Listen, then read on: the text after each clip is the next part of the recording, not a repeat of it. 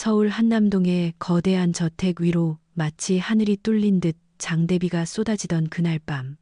빗소리마저 집안을 짓누르는 무거운 침묵을 덮지 못하고 있었습니다. 이지수는 떨리는 손으로 가방 깊숙이 넣어둔 초음파 사진을 다시 한번 확인하며 차가운 현관문을 열고 들어섰는데 그녀의 심장은 결혼 3년 만에 찾아온 기적 같은 아이 소식에 남편 박민준이 그동안의 냉랭함을 거두고 조금이라도 기뻐해 주길 바라는 신락 같은 희망으로 요동치고 있었습니다. 하지만 거실에 들어선 그녀를 맞이한 것은 따뜻한 온기가 아니라 시어머니 장여사와 그녀의 먼 친척 동생이라며 집에 드나들던 김소영의 서늘하고 경멸 어린 눈빛뿐이었습니다. 지수가 입을 떼기도 전에 장여사는 대리석 테이블 위에 놓인 두툼한 서류 봉투를 집어 그녀의 얼굴을 향해 거칠게 내던졌고 날카로운 종이 모서리가 지수의 뺨을 스치고 지나가며 바닥에 흩어진 사진들 속에는 지수가 낯선 남자와 호텔 로비에 있거나 다정하게 술잔을 기울이는 교묘하게 합성된 모습들이 적나라하게 담겨 있었습니다. 지수는 눈앞에 펼쳐진 믿을 수 없는 광경에 숨이 턱 막혀왔고 억울함에 입술을 달싹였지만 장 여사의 표독스러운 고함 소리가 그녀의 변명을 가차없이 짓밟아 버렸습니다. 감히 네가 우리 집안을 기만하고 딴 놈의 씨를 베어와서 안주인 행세를 하려 드느냐는 모욕적인 언사가 비수처럼 날아와 꽂힐 때 굳게 닫혀있던 서재문이 열리며 박민준이 걸어 나왔고 지수는 마지막 희망을 걸고 남편의 눈을 바라보았습니다.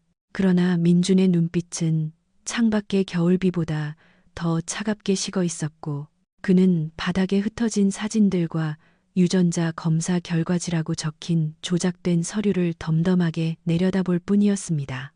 그는 지수에게 단 한 번의 해명 기회도 주지 않은 채 마치 오물을 보듯 싸늘한 시선으로 그녀를 응시하며 내 집에서 당장 나가라는 짧은 한마디를 내뱉었고 이는 지수의 가슴을 산산조각 내며 그녀가 지난 3년간 지켜왔던 사랑과 인내의 시간을 송두리째 부정하는 사형 선고와도 같았습니다. 지수는 남편의 바지 가랑이를 잡고 아이는 당신의 핏줄이라고 울부짖었지만 민주는 매몰차게 그녀를 뿌리치고 경호원들을 불러 지수를 짐승처럼 끌어내라고 지시했습니다. 뱃속의 아이를 보호하기 위해 본능적으로 배를 감싸쥔 채 차가운 대리석 바닥 위로 내동댕이 쳐진 지수의 시야에 들어온 것은 승리감에 도취된 소영의 미소와 혐오감으로 얼굴을 구긴 장 여사의 모습, 그리고 뒤도 돌아보지 않고 계단을 올라가는 남편의 비정한 등뿐이었습니다. 현관문이 닫히는 둔탁한 소리와 함께 지수는 억수같이 쏟아지는 빗속으로 쫓겨났고 뼛속까지 파고드는 한기보다 더 고통스러운 것은 사랑했던 사람에게 철저히 버림받았다는 절망감이었습니다. 평창동의 높은 담벼락들은 그녀를 비웃듯 우뚝 솟아 있었고 갈 곳을 잃은 지수는 빗속을 비틀거리며 정처 없이 걷기 시작했는데 세상 어디에도 그녀가 몸을 누일 곳은 없어 보였습니다.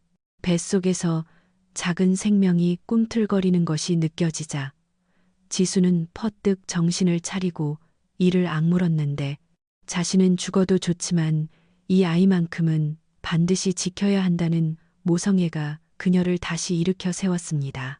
한참을 걷다 지친 지수는 버스 정류장 벤치에 쓰러지듯 주저앉았고 흐릿해지는 의식 속에서 멀리서 들려오는 구급차 사이렌 소리를 들으며 눈을 감았습니다. 다행히 지나가던 중년 부부의 도움으로 병원으로 옮겨져 목숨을 건진 지수는 그날 밤 피덩이 같은 쌍둥이 남매를 출산하며 과거에 유약했던 이지수를 지우고 아이들을 위해 강해지기로 맹세했습니다. 그렇게 7년이라는 시간이 흘러 파리의 에펠탑이 내려다 보이는 고급 아파트 테라스에서 이제는 세계적인 주얼리 브랜드 비비안의 수석 디자이너이자 신비주의로 명성을 떨치고 있는 그녀가 와인잔을 기울이고 있었습니다.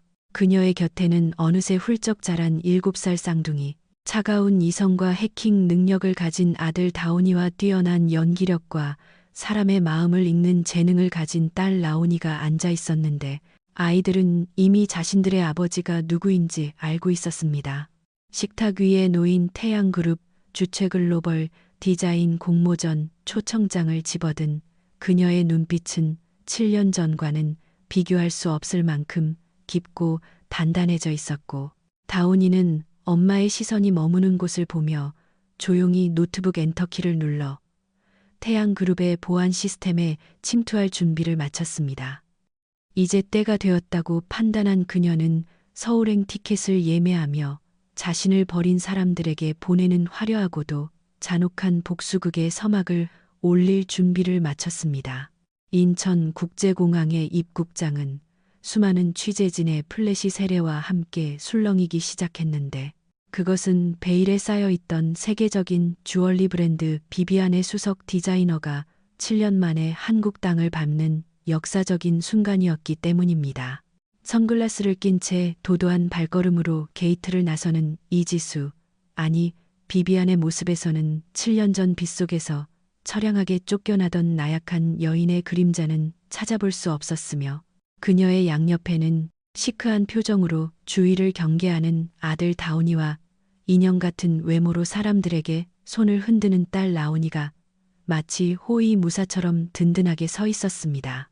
호텔 스위트룸에 짐을 푼 세 사람은 창밖으로 보이는 서울의 화려한 야경, 특히 멀리서 위용을 뽐내고 있는 태양그룹의 본사 건물을 바라보며 묘한 전율을 느꼈는데, 그곳은 그들에게 씻을 수 없는 상처를 준 장소이자 이제부터 철저하게 무너뜨려야 할 복수의 대상이었습니다. 지수가 공식 일정을 위해 잠시 자리를 비운 사이 호텔 방에 남겨진 다온이와 라온이는 서로 눈빛을 교환하며 은밀하게 움직이기 시작했습니다. 다온이는 자신의 손목에 찬 스마트워치를 조작하여 태양그룹 계열사인 태양백화점 본점의 보안 시스템을 해킹해 박민준 회장의 동선을 파악했고, 오늘 오후 그가 백화점 순실을 나온다는 정보를 입수하자마자 망설임 없이 라온이의 손을 잡고 호텔을 빠져나왔습니다. 두 아이가 향한 곳은 대한민국 상위 1%만이 드나든다는 태양백화점의 VIP 라운지 층이었는데, 다온이는 마치 제 집 안방처럼 익숙하게 보안 요원들의 사각지대를 찾아 이동했고, 라온이는 짐짓 부잣집 아가씨처럼 우아하게 걸으며 주위의 시선을 즐기고 있었습니다. 얼마 지나지 않아 수행원들을 대거 거느린 박민준이 차가운 표정으로 에스컬레이터에서 내려오는 모습이 포착되었는데, 실물로 본 그는 화면 속보다 훨씬 더 냉철하고 위압적인 아우라를 풍기고 있어 주변의 공기마저 얼어붙게 만드는 듯 했습니다. 민준이 매장 매니저에게 실적에 대한 날선 지적을 쏟아내며 복도를 걸어오자 다온이는 계산된 타이밍에 맞춰 코너를 돌며 민준의 다리에 의도적으로 부딪혔습니다. 둔탁한 소리와 함께 다온이가 뒤로 넘어질 뻔했지만 놀라운 운동신경으로 중심을 잡고 섰고, 갑작스러운 아이의 등장에 민준은 멈칫하며 걸음을 멈췄습니다. 민준이 미간을 찌푸리며 아이를 내려다보는 순간 고개를 든 다온이의 눈빛과 마주치자 그는 마치 거울을 보는 듯한 충격에 휩싸여 아무 말도 할 수 없었습니다. 자신을 올려다보는 아이의 눈매는 소름 끼칠 정도로 자신을 닮아 있었고, 특히 그 안에 담긴 서늘하고도 오만한 빛은 그가 어린 시절 거울 속에서 수없이 보았던 바로 그 표정이었기 때문입니다. 민준이 당황하여 아이에게 손을 뻗으려던 찰나 다온이는 재빨리 스마트워치를 민준의 재킷 소매 근처에 스치듯 갖다 대며 순식간에 그의 개인 단말기 정보를 복제해냈습니다.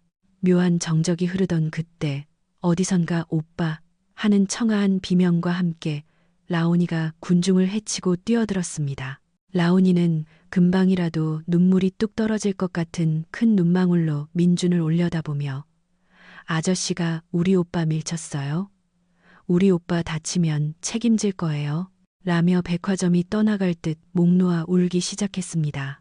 라온이의 완벽한 피해자 연기에 주위 사람들은 수군거리며 민준을 비난하는 눈초리를 보냈고, 천하의 박민준 회장도 졸지에 힘없는 아이들을 괴롭힌 파렴치한 어른이 되어 곤혹스러움을 감추지 못했습니다. 당황한 수행원들이 아이들을 제지하려 했지만 다온이는 라온이의 손을 낚아채듯 잡고 가자 라온아. 사과할 줄도 모르는 어른이랑은 말 섞는 거 아니야. 라며 차갑게 쏘아붙이고는 유유히 인파 속으로 사라졌습니다. 민주는 멀어지는 아이들의 뒷모습을 멍하니 바라보며 심장이 쿵쿵 뛰는 것을 느꼈는데 그 아이에게서 느껴지던 알 수 없는 끌림과 기시감이 뇌리를 떠나지 않았기 때문입니다. 그는 즉시 비서실장에게 방금 그 아이들의 신원을 파악하고 CCTV 영상을 확보하라고 지시했지만 보안실에서 돌아온 대답은 그를 더욱 경악하게 만들었습니다.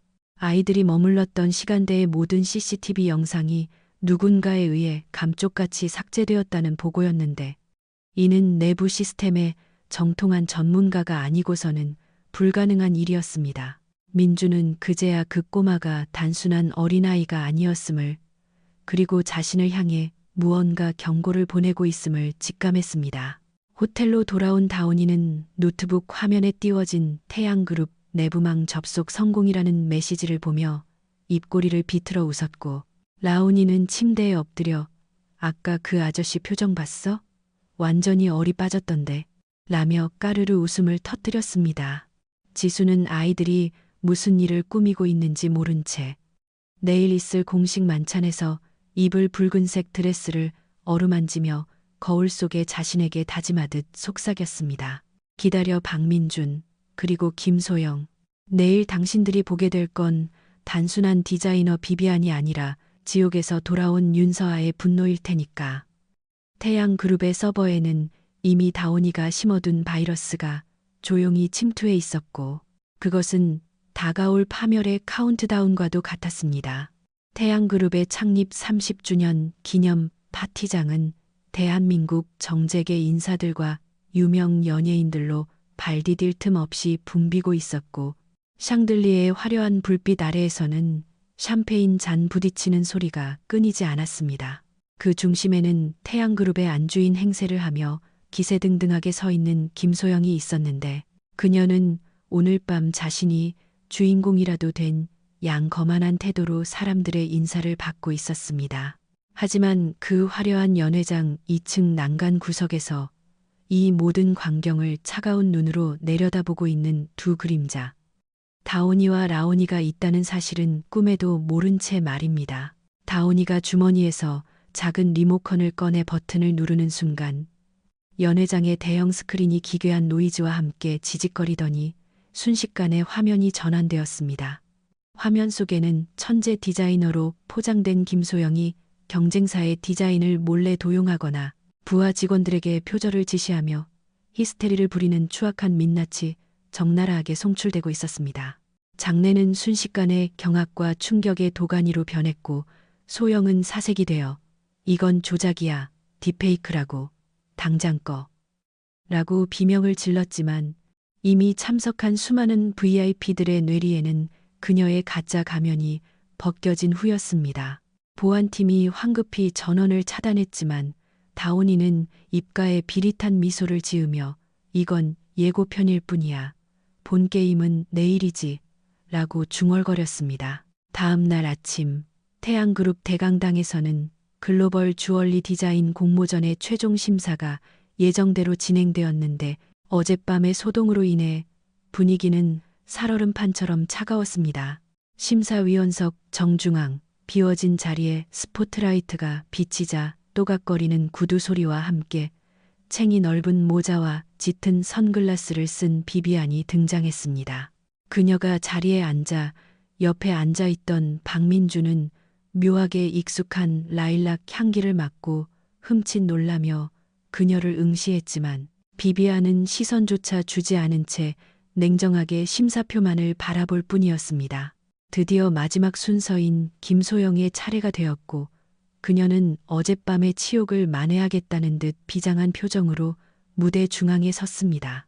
소영이 야심차게 공개한 작품 천사의 눈물은 거대한 블루 다이아몬드를 중심으로 수백 개의 보석이 물방울처럼 흘러내리는 디자인으로 객석에서는 탄성이 터져 나왔습니다. 소영은 눈물을 글썽이며 이 작품은 제 잃어버린 순수와 사랑에 대한 그리움을 담은 순수 창작물입니다. 라고 뻔뻔하게 거짓말을 늘어놓았고 장 여사는 흐뭇한 미소를 지으며 박수를 쳤습니다. 민준조차 그 디자인의 정교함에는 이의를 제기할 수 없어 보였고 소영은 속으로 승리의 쾌재를 불렀습니다. 그때 침묵을 지키던 비비안이 마이크를 잡았고 장내에는 서늘한 정적이 흘렀습니다. 참으로 아름다운 디자인이군요. 하지만 김소영 씨, 한 가지 궁금한 점이 있습니다. 비비안의 목소리는 낮고 부드러웠지만 그 안에는 숨길 수 없는 날카로운 칼날이 숨겨져 있었습니다. 이 디자인의 핵심인 중앙 펜던트의 무게중심은 어떻게 잡으셨나요? 저 정도 크기의 원석을 저렇게 얇은 프레임으로 지탱하려면 구조적으로 불가능할 텐데요. 소영은 예상치 못한 기술적인 질문에 당황하여 말을 더듬으며 그것은 특수 공법을 사용해서 라고 얼버무렸습니다. 비비안은 피식 웃으며 자리에서 일어나 천천히 무대 위로 걸어 올라갔습니다. 특수 공법이라. 혹시 그 공법이라는 게 남의 쓰레기통을 뒤지는 기술을 말하는 건가요? 비비안의 폭탄 발언에 장내는 술렁거렸고 그녀는 태블릿 PC를 스크린에 연결해 7년 전 자신이 그렸던 원본 스케치를 띄웠습니다. 이건 제가 7년 전 구조적인 결함 때문에 폐기했던 습작입니다. 그리고 김소영 씨가 훔쳐간 그 도안에는 제가 의도적으로 심어놓은 치명적인 오류가 하나 있죠. 비비안이 소영의 작품 앞으로 다가가 펜던트의 특정 부분을 손가락으로 가볍게 톡 건드리자 화려하게 빛나던 목걸이는 쨍그랑하는 파열음과 함께 힘없이 분리되어 바닥으로 떨어져 산산조각이 나고 말았습니다. 가짜 보석들이 바닥을 뒹구는 소리와 함께 소영의 자존심도 박살이 났고 그녀는 바닥에 주저앉아 부들부들 떨며 아무 말도 하지 못했습니다. 민주는 멍하니 깨진 보석 조각을 바라보다가 천천히 고개를 들어 비비안을 응시했습니다. 당신 도대체 누구야? 민준의 떨리는 물음에 비비안은 마침내 쓰고 있던 모자와 선글라스를 벗어던졌습니다. 화려한 조명 아래 드러난 그녀의 얼굴은 7년 전보다 훨씬 더 아름답고 기품 넘치는, 하지만 결코 잊을 수 없는 아내 이지수의 얼굴이었습니다. 오랜만이네요, 박민준 회장님. 제가 돌아왔습니다. 지수의 당당한 선언에 민주는 숨이 뱉는 것 같았고 객석에 있던 장 여사는 충격으로 뒷목을 잡고 쓰러졌습니다. 지수는 민준을 향해 얼음장처럼 차가운 미소를 지으며 객기를 박았습니다. 그리고 정정해 드리죠. 전 이지수가 아닙니다. 비비안입니다. 당신들이 짓밟고 버렸던 그 여자는 7년 전 빗속에서 이미 죽었으니까요. 그녀의 눈빛은 더 이상 자비란 없음을, 이제부터가 진짜 지옥의 시작임을 예고하고 있었습니다. 이지수의 충격적인 등장 이후 박민준의 세계는 송두리째 흔들리고 있었습니다. 그는 비서실장에게 지시해 은밀하게 다오니와 라오니의 머리카락을 수거해 유전자 검사를 의뢰했고 며칠 뒤 받아든 결과지는 그를 절망의 구렁텅이로 몰아넣었습니다. 친자 확률 99.9%. 7년 전 자신의 손으로 내쫓았던 아내의 뱃속에 있던 아이들이 살아 있었을 뿐만 아니라 자신을 똑 닮은 천재적인 아이들로 자라 돌아왔다는 사실에 민주는 짐승처럼 오열하며 바닥을 쳤습니다. 자신의 어머니 장 여사와 김소영이 꾸민 추악한 음모에 속아 제 핏줄을 부정하고 죽음으로 내몰았다는 죄책감이 그의 심장을 난도질하는 듯했습니다. 하지만 민준이 슬픔에 잠겨 있는 사이 위기를 느낀 김소영과 장 여사는 최후의 발악을 준비하고 있었습니다. 그들은 이미 바닥으로 떨어진 평판을 되돌릴 수 없음을 깨닫고 지수를 한국에서 영원히 쫓아내기 위해 아이들을 인질로 삼는 극단적인 선택을 한 것입니다. 장 여사는 그 아이들이 민준이 핏줄이라는 게 밝혀지면 우린 끝이야.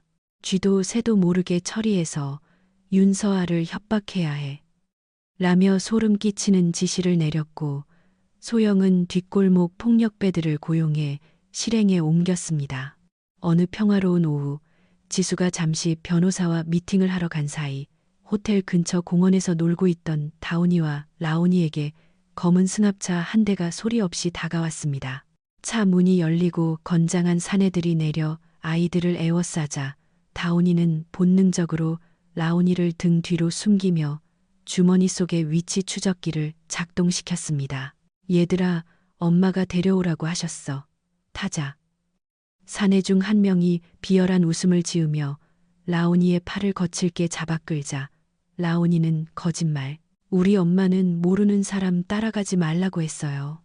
라고 비명을 지르며 저항했습니다. 다온이가 사내의 정강이를 걷어차며 반항했지만 힘의 차이는 역부족이었고 아이들이 억지로 차에 태워지려는 절체절명의 순간이었습니다. 그때 굉음과 함께 고급 세단 한 대가 공원 인도로 돌진해 들어와 승합차의 앞길을 가로막았습니다. 타이어 타는 냄새와 함께 차에서 튀어나온 사람은 다름 아닌 박민준이었습니다. 그는 헝클어진 머리와 핏발선 눈으로 사내들에게 달려들어 주먹을 날리기 시작했습니다. 대한민국 재벌회장이 길거리에서 깡패들과 난투극을 벌이는 믿지 못할 광경에 시민들은 경악했지만 민준의 눈에는 오직 공포에 질린 아이들밖에 보이지 않았습니다. 내 아이들에게 손끝 하나라도 건드리면 죽여버리겠어. 민준의 살기 어린 포효와 무자비한 주먹질에 폭력배들은 당황하여 줄행랑을 쳤고 상황이 종료되자 민준은 피투성이가 된 채 바닥에 주저앉아 거친 숨을 몰아쉬었습니다. 그는 떨리는 손으로 다운이와 라온이의 어깨를 감싸 안으며 괜찮니? 다친 데 없어? 미안하다. 아빠가 늦어서 미안해. 라며 울먹였습니다. 다운이는 민준의 터진 입술과 찢어진 셔츠를 보며 처음으로 그의 눈빛에서 진심을 읽었고 굳게 닫혀있던 마음의 문이 아주 조금 열리는 것을 느꼈습니다. 뒤늦게 달려온 지수는 아이들을 끌어안고 민준을 노려보았지만 아이들을 위해 몸을 던져 피를 흘리고 있는 그의 모습에 차마 모진 말을 내뱉지 못했습니다. 민준은 지수를 바라보며 결연한 표정으로 일어섰습니다. 이제 더 이상 물러서지 않아. 내 어머니든 누구든 우리 가족을 건드리는 자는 용서하지 않겠어. 그날 밤 민준은 변호인단을 소집해 자신의 어머니인 장 여사와 김소영을 상대로 아동 납치, 미수 및 살인 교사 혐의로 고소장을 제출했습니다. 피를 나눈 가족을 자신의 손으로 법의 심판대 위에 세우는 고통스러운 결정이었지만 그것만이 지수와 아이들에게 속죄할 수 있는 유일한 길임을 그는 알고 있었습니다. 민준의 이 선전포고는 단순히 법적인 싸움을 넘어 그동안 그를 옥죄고 있던 그릇된 혈연의 굴레를 끊어내고 진짜 가족을 지키기 위한 아버지로서의 처절한 전쟁 선포였습니다. 박민준의 결단은 대한민국을 뒤흔들었습니다. 그는 기자회견을 자청하여 자신의 어머니 장 여사와 전 약혼녀 김소영이 7년 전 저지른 천인공노할 만행을 낱낱이 고발했고 스스로도 그들의 거짓에 속아 아내와 자식을 버린 죄인임을 만천하에 시인했습니다. 이 충격적인 고백으로 장 여사는 미국 별장으로 강제 출국 조치되어 쓸쓸한 유배 생활을 하게 되었고 김소영은 아동 납치 미수 및 사기 혐의로 구속되어 차가운 철창 신세를 지게 되었습니다. 모든 법적 조치를 마친 민준은 초췌해진 얼굴로 지수와 아이들이 머무는 호텔 스위트룸을 찾았는데 그의 손에는 화려한 다이아몬드 대신 지수가 좋아하던 프리지어 꽃다발과 아이들을 위한 딸기 케이크가 들려 있었습니다. 문이 열리고 민준이 조심스럽게 들어서자 다온이는 팔짱을 낀 채 소파에 앉아 마치 면접관처럼 그를 위아래로 훑어보았습니다. 기자회견은 잘 봤어요. 할머니를 고소하다니 제법이던데요. 하지만 그걸로 우리 엄마가 받은 상처가 다 낫는 건 아니라는 거 아시죠? 다온이의 날카로운 지적에 민준은 고개를 숙이며 알고 있다. 이건 시작일 뿐이야. 평생을 바쳐서라도 너희에게 속죄하고 싶다. 제발 아빠 노릇을 할 기회를 줘 라고 애원했습니다.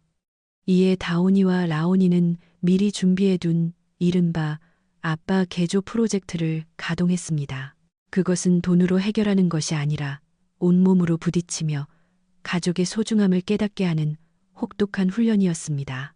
첫 번째 미션은 가족을 위한 요리였습니다.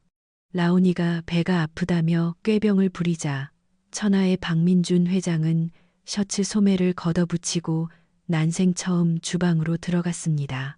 쌀을 씻는 것부터 물을 맞추는 것까지 모든 것이 낯설고 서툴러 냄비에 물을 한강처럼 붓거나 칼질하다 손가락을 베일 뻔하는 등 그의 모습은 위풍당당하던 회장님의 모습과는 거리가 멀었습니다. 거실에서 이 광경을 지켜보던 지수는 7년 전 임신했을 때 입덧으로 고생하던 자신을 위해 한밤중에 죽을 사다 나르던 민준의 모습을 떠올리며 묘한 감정에 휩싸였고 결국 보다 못해 주방으로 들어가 그의 손에서 칼을 받아들었습니다. 비켜요. 그러다 손가락 다 잘라먹겠네. 지수의 타박에 민준은 머쓱하게 웃었지만 두 사람이 좁은 주방에서 나란히 서서 요리하는 모습은 마치 7년의 공백이 없었던 것처럼 자연스러웠습니다. 우여곡절 끝에 완성된 투박한 야채죽을 민준이 후후 불어 라온이의 입에 넣어주자 라온이는 좀 싱겁긴 한데 아빠 정성을 봐서 먹어줄게요.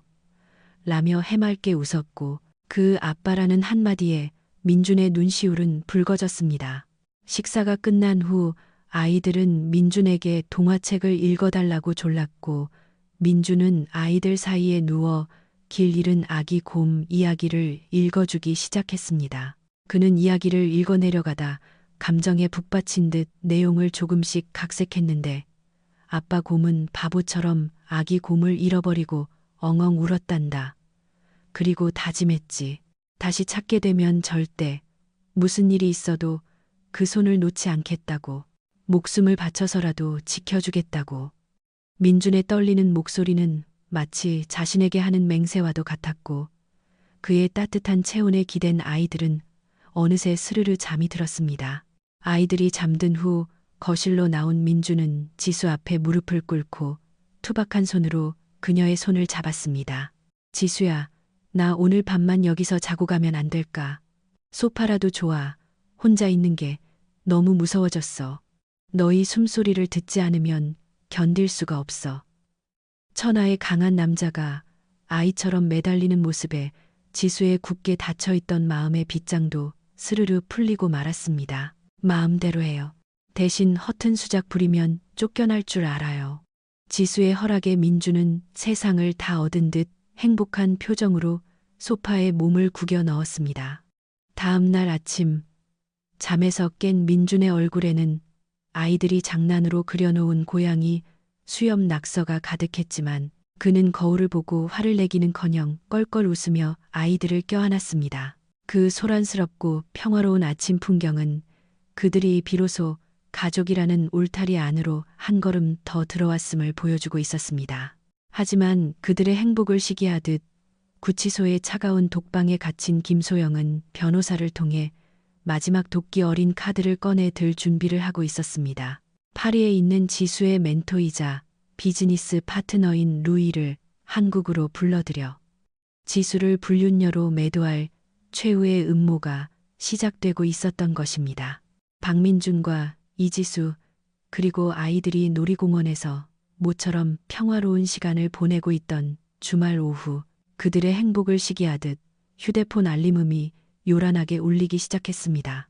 구치소에 수감된 김소영이 옥중에서 터뜨린 마지막 폭탄, 바로 비비안에 숨겨진 프랑스 연인이라는 자극적인 헤드라인의 기사가 인터넷을 뒤덮은 것입니다.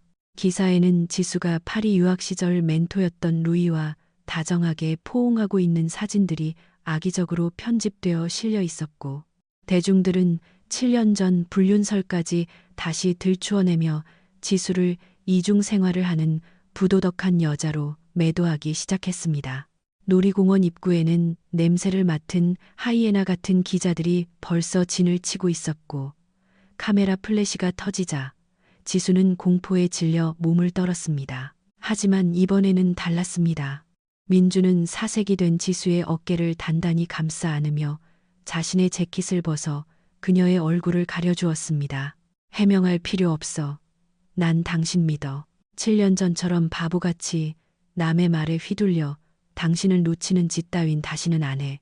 민주는 아이들을 양팔에 안고 경호원들의 호의를 받으며 당당하게 인파를 뚫고 나갔고 그 흔들림 없는 신뢰의 지수는 참았던 눈물을 터뜨리며 마음속에 남아있던 마지막 불안감마저 씻어낼 수 있었습니다.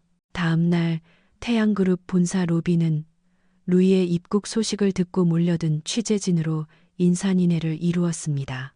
세계적인 패션 그룹의 후계자이자 비비안 브랜드의 공동 대표인 루이는 수려한 외모로 등장해 마이크 앞에 섰습니다. 그는 유창한 한국어로 윤서아, 아니 비비안은 나에게 가족이자 뮤즈이지만 우리는 결코 연인 관계가 될 수 없습니다. 라고 운을 떼더니 장난스러운 미소를 지으며 폭탄 발언을 던졌습니다. 왜냐하면 나의 파트너는 파리에서 나를 기다리고 있는 그니까요. 나는 여자를 사랑하지 않습니다. 김소영이 간과했던 루이의 성적 지향이 밝혀지는 순간 불륜 스캔들은 순식간에 해프닝으로 종결되었고 오히려 지수를 음해하려던 세력에 대한 거센 역풍이 불기 시작했습니다. 모든 오해가 풀리고 김소영의 추가 범죄 사실까지 드러나며 그녀에게는 중형이 구형되었고 악연의 고리는 완전히 끊어졌습니다. 계절이 바뀌어 어느덧 가을, 대한민국 최대 규모의 디자인 어워즈가 열리는 날이 되었습니다. 올해의 디자이너상 수상자로 호명된 지수는 화려한 드레스를 입고 무대에 올랐고 트로피를 거머쥔 채 객석에 앉아있는 민준과 아이들을 바라보며 눈시울을 붉혔습니다. 이 영광을 제게 영감을 주는 두 천사, 다온이와 라온이, 그리고 먼 길을 돌아 다시 제게 와준 남편 박민준 씨에게 돌립니다. 지수의 공개적인 고백에 환호성이 터져 나왔고 사회자는 깜짝 이벤트가 있다며 민준을 무대 위로 불렀습니다.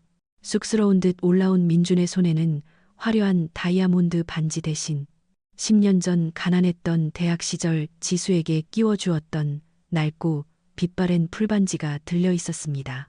민준은 지수 앞에 한쪽 무릎을 꿇고 떨리는 목소리로 말했습니다. 7년 전 나는 이 풀반지의 약속을 지키지 못했어. 부와 명예에 눈이 멀어 진짜 보석을 알아보지 못했지. 지수야, 다시 한번 나에게 기회를 줄래? 이번에는 내 심장이 멈출 때까지 너만 사랑하고 지킬게. 진심 어린 프로포즈에 지수는 고개를 끄덕였고 두 사람은 서로를 끌어안으며 뜨거운 입맞춤을 나누었습니다. 그때 무대 뒤에서 다온이와 라온이가 뛰어나와 엄마 아빠 품에 안겼고 내 식구가 하나가 된 모습은 전 국민에게 감동을 선사했습니다.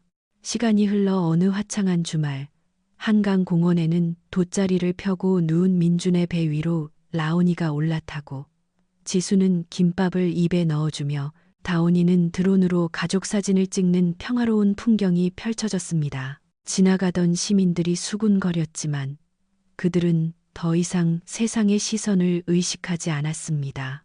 해질 무렵 붉게 물드는 노을을 바라보며 내 식구는 나란히 앉아 손을 잡았습니다. 서로 연결된 손을 통해 전해지는 온기는 지난 7년의 아픔을 치유하고도 남을 만큼 따뜻했습니다. 민주는 마음속으로 다짐했습니다. 비온 뒤에 땅이 굳는다는 말처럼 시련을 겪고 다시 만난 우리는 그 어떤 풍파에도 흔들리지 않는 단단한 가족이 될 것이라고. 악녀들의 방해와 긴 이별을 넘어 마침내 완성된 사랑. 어둠 속에서도 빛을 잃지 않았던 비비안과 뒤늦게 사랑을 되찾은 민준의 이야기는 그렇게 완벽한 해피엔딩을 맞이했습니다. 이제 그들의 앞날에는 눈물 대신 웃음이, 이별 대신 영원한 동행만이 기다리고 있을 것입니다.